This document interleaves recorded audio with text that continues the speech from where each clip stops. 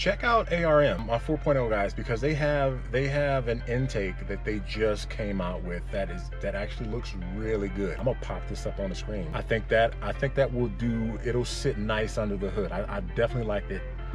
ARM, if you want to send that to me and have me check it out, you know, I'll cut my inlets. You know, I'll do that.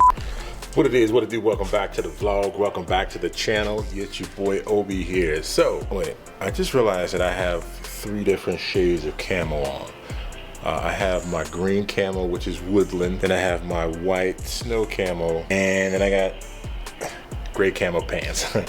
I'm at home. I'm not doing anything today. Really, I'm actually changing the wheel colors. It's time, you know. I like, you know, like I did with my WRX, you know, you just ride those wheels for a while. You kind of want to change things up. But, you know, I have to kind of do this covertly because my son's asleep. I got the baby monitor here, and I got to do this quietly but quickly. And then wife is out of town, so it's just the fellas here at the house on the weekend. But her friend left her car in the garage, so I get to move the car and then move my car, and yeah, so let's get to that. Why is everyone so damn short? Look at this. That is absolutely ridiculous. Lighting in my garage is absolutely abysmal. I don't have actual studio lighting, so you see the wheel there? And just like that, with the magic of video editing and a few liters of sweat, tires are changed. Now with my summer wheels, I got a lot of cleaning to do because I did put a ceramic coat on here, a noob move, and it did not turn out that well. So only way that I can actually get some of that ceramic coat off there is to sand it down a little bit. I mean, you wanna, when you paint your wheels, you kinda wanna sand it. Rest assured, I'm only sanding to scuff. I'm not sanding to take material away. I completely understand, so don't freak out. And it's like, oh, are you sanding your wheels? You're going to blah, blah. Yeah. I'm going to try to stay lightly and take maybe a millimeter. But again, more or less, I'm just scuffing things up so that the paint can adhere. Now the paint that I got, hold on. The paint that I have is the Duplicolor. I decided to go with Duplicolor because it's the same color that I think it was the same paint company that I went with when I did my wheels on the WRX. It was the anodized blue, yes. So I went with Duplicolor for the anodized blue, so I'm gonna go back with Duplicolor with this. After putting my stock wheels back on, I left the spacers on. I have 20mm spacers. They are from Titan wheels. I swear by them. They're super light. I'm not worried about it. But anyway, I like the look. You know how when you start doing stuff, you just realize, like, why didn't I do that earlier? Look at that stance, man. Like, it just flushes everything out. This is going to be a long process because, like I said, I'm doing this while my son's upstairs in his crib sleep. I've been checking on him, don't worry. I'm not an irresponsible dad. I'm gonna do a little bit of time and then I'll do the reveal of the actual wheels. Oh, I got an SRM, I think I told you this. I have an SRM drive shaft carrier. So yeah, I'm gonna put that on and we can start making some big power and holler at Kyle so he can, I feel so bad that I'm so mad that I didn't get a chance to get tuned that day. But you know, it was one of those things where I don't have the money. I need the money. I need to make, you know, like I'm paying off student loans and all this other stuff like that. And plus I need you guys to keep, you know, joining the army so I can actually start making some money off YouTube. Not you, YouTube. Remember, you ain't paying me, YouTube is. Let YouTube pay me. You don't do anything. Unless you want to buy some merch. If I do merch, would you guys buy? Question. Put it in the comments below. If I do some merch, because I have an idea for merch. And it wouldn't be Daily 5280 merch. It would be, yeah, I got an idea for some merch. But anyway, I'll holler at you in a bit. So much later that the old narrator got tired of waiting and they had to hire a new one. I'm 2 weeks, different clothes, and mismatched socks later, and shorts. Yeah, I didn't have any at all. Anyway. I got the wheels finished though. Yeah, look at that. So previously, if you look at my old videos, around the actual lip there was all exposed aluminum. But I painted that because I kind of got tired of that whole look. But I went satin black. This was a bit of a pain. Center cap was a bit of a pain to paint, but I got to paint it. You know what I mean? Like that's the whole thing. I painted my wheels. Another thing in the 2-week time frame that it took me to actually paint my wheels, I picked this up. I picked this up here. This is a Euro spec grill for the S7 RS7. So I'm excited about that, but when I put it up against the car, there's a bit of an issue. I'm pretty sure you already see, there's really nowhere to put the Audi rings. I'm gonna need help with this, guys. I don't know if I just kind of screwed the pooch on this one, or if you guys have run into this issue when you buy a grill, a Euro spec grill, and my car has night vision. There's a little camera right there, and this is all one unit, so I'm not sure how that's gonna work out. So if you guys can, seriously, if you guys can help me out with that, let me know. Can that grill be modified to basically fit that? Is there like an alternative? Is there a workaround? I need to know, because like I said, I really want that grill. Like, I've been wanting the honeycomb grill for a while, and I got it for a really, really good deal, and I don't want to have to pitch it, you know what I mean? Let's talk about the Dyno Sectrum. I get a lot of guys asking me about Dyno Sectrum. The reason that I talk about Dyno Sectrum so much, because a lot of guys are getting into it. It is a lot to ingest as far as just the amount of stuff that it can do. A lot of guys are now wanting to take a little bit more control over knowing what's going on with their car when they're driving, instead of getting a box tune, having it grenade the motor and blaming the car, or doing something that they didn't know that they had to add supporting mods for. Now, Dyno Sectrum comes with gauges that you can actually access through your phone. They partnered with a company called Beatrice that makes a module that goes inside the car that will allow you to read all of your gauges. I'd much rather show you than tell you, you know? So like I was saying, you can record a lot of stuff. So you have on here, you have your, as I stated, you have your map sensor. Right now is set in bar. But let me go in. If you go down to the little setting down here, basically what you can do is you can do swap map to boost, as well as switch Celsius to Fahrenheit.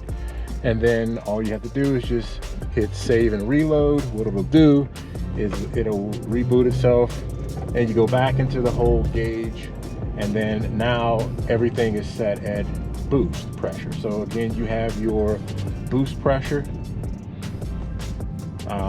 you have your lambda. Like I said, your lambda is going to read the air fuel mixture, so to make sure that you're not running too rich and not running too lean. Now don't ask me where these numbers should be, as I am not a tuner and I don't really know, but this allows you to monitor. I would definitely say contact your tuner, ask them at your elevation what your lambda should be, and they'll let you know. That way you know you're running within spec.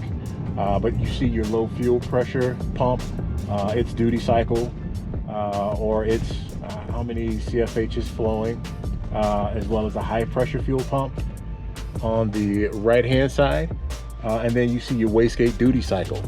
Now, going back to the whole boost, the boost gauge, you'll see where your target boost is set right now.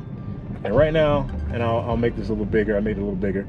You can see that target boost, and it's not 2.6 or 2.6 PSI. I think target boost on here is probably going to be set at around 20 PSI.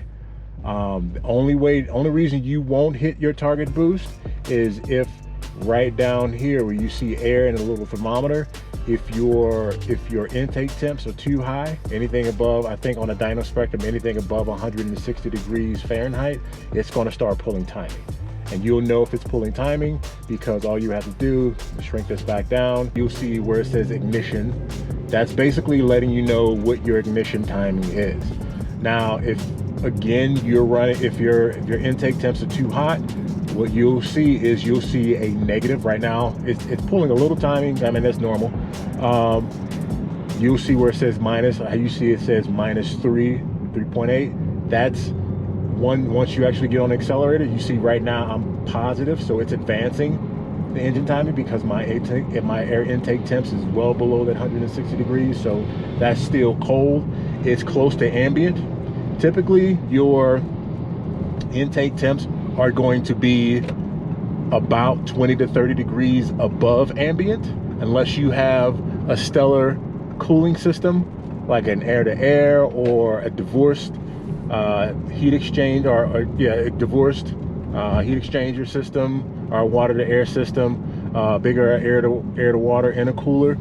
You have bigger things like that, of course you can possibly see this, as well as the brick too. Don't forget about the brick. As long as you have a way of maintaining or keeping the ambient temperature down, you'll notice that your ignition timing will not retard or which is what it's called. I know people don't like that word, but you won't retard your ignition timing. It'll advance. Basically, it's going to give you maximum boost pressure. So that's one of the reasons, like I said, that's another reason why I like Dyno Sectrum, because the simple fact you can monitor all these things. Let's see if we can hit target boost. All right, so I'm gonna do kind of a wide open throttle here.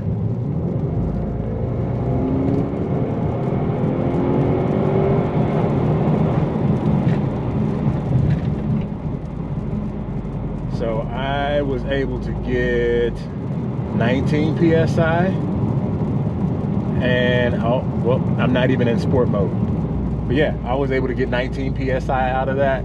I mean, car isn't really warm, but I just started not too long ago. It's not really that warm, but let's see on a pull from this light what I can actually hit as far as my boost pressure. So I'll put it up next to here. That's why, like I said, that's why I like Dyno Sectrum, because you can look at all of this stuff. If something's going wrong with your tune, you can basically send this information to your tuner, and what they can do is they can, you know, if you have like a Pro Tune, they can go in and start tweaking some things to make sure that you're not hurting your motor. So a lot of other tuners, you don't really have that ability to actually data log and see what's going on. So let's see.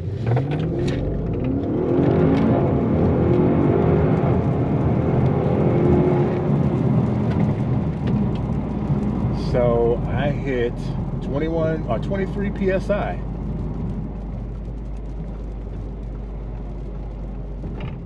No, 21 PSI. So yeah, that ain't all right. Now you tell me Dyno Sectrum ain't like the shit. Come on, man. I love this tuner. And like I said, I've not even gotten into the Pro Tunes to basically, you know, take advantage of all the other things, like the actual true power that this motor can actually put out. Because yeah, I was late to the party when Kyle came into Denver.